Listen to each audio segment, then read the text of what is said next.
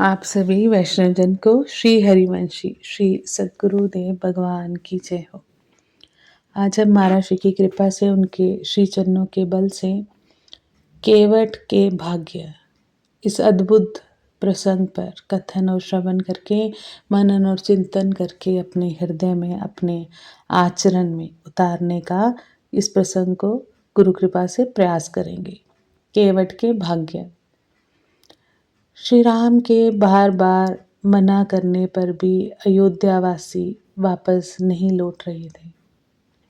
श्री राम भी उनके दुख से दुखी थे। प्रथम दिन का पड़ाव श्री राम ने तमसा के तट पर डालने का आदेश सुमंत्र को दिया। लक्ष्मण ने कुश का आसन उनके आराम के लिए बिछा दिया। पूरी रात बातचीत करते बीत गई।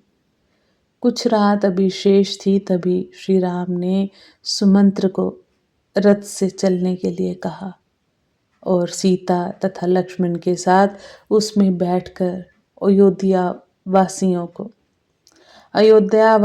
को सोया हुआ छोड़कर वे चल दिए। उन्होंने सुमंत्र जी को इस प्रकार रथ चलाने के लिए कहा जिससे रथ के पहियों के निशान भूमि पर ना पड़े और अयोध्यावासी वहीं से लौट जाएं। उसके बाद श्री राम श्रृंगवेरपुर पहुंचे। वहां का राजा गुहराज निषाद था। वे अत्यंत पराक्रमी तथा श्री राम का बचपन का मित्र था। जब उसे पता चला कि श्री राम श्रृंगवेरपुर की सीमाएं आए हैं, तब वह अपने मंत्रियों सहित उनसे मिलने के लिए आया। श्री राम ने उसका खूब सम्मान किया। दोनों मित्र परस्पर गले मिले।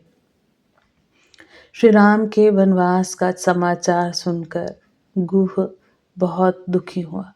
वह बोला, श्री राम, मेरी प्रार्थना है कि आप यहीं रहें। मैं आपको किसी प्रकार का कष्ट नहीं होने दूंगा। श्री राम ने कहा, मित्र, तुम बहुत उदार हो।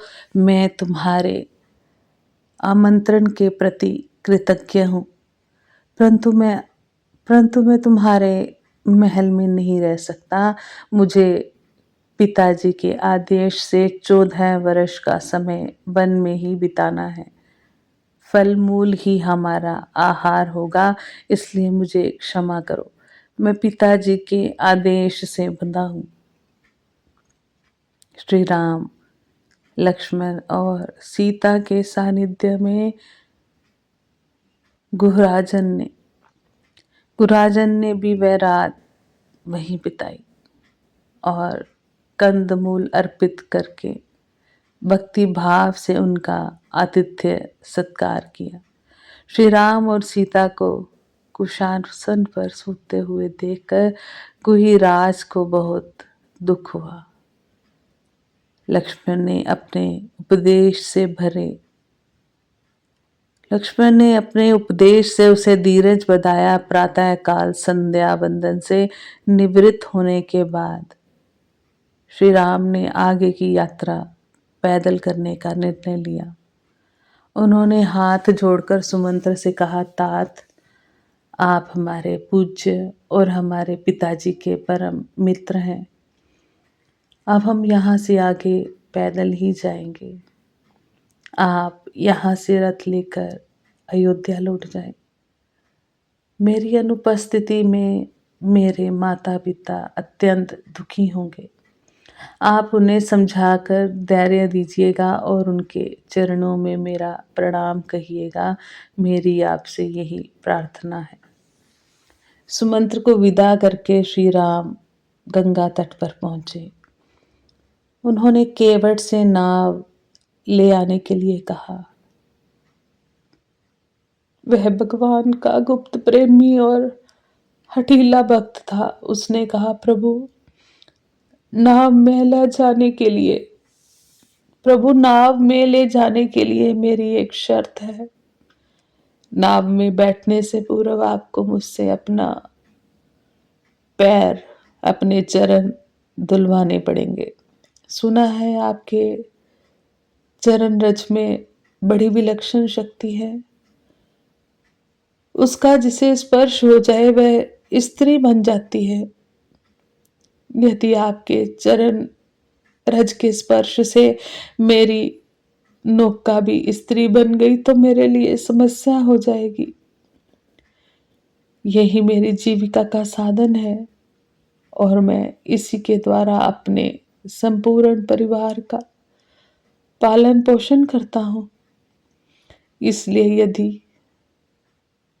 यदि उस पार जाना चाहते हैं तो अपने पैरों को धोने का आदेश दें। यदि ऐसा ना करना चाहें तो एक और उपाय है। यहाँ से थोड़ी दूर गंगा जी में कमर भर जल है। आप वहां से आसानी से उस पार जा सकते हैं। श्री राम ने कहा, भैया तुम वही करो जिससे तुम्हारी नाव बच जाए। भगवान का आदेश प्राप्त करके केवट परम प्रसन्न हुआ। उसने कठोता में जल लाकर प्रभु का चरण धोने के बाद परिवार सहित चरणामृत लिया और भगवान को उस पार ले गया। केवट के भाग्य धन्य है, केवट के भाग्य धन्य है। आगे भी गुरु कृपा से इस प्रसंग पर हम कथन करने का, श्रवण करने का प्रयास करेंगे। आप सभी वैष्णव जन को श्री हरिवंशी श्री सद्गुरुदेव भगवान की जय हो। जय जय श्री राधे श्याम। जय जय श्री हित हरिवंश।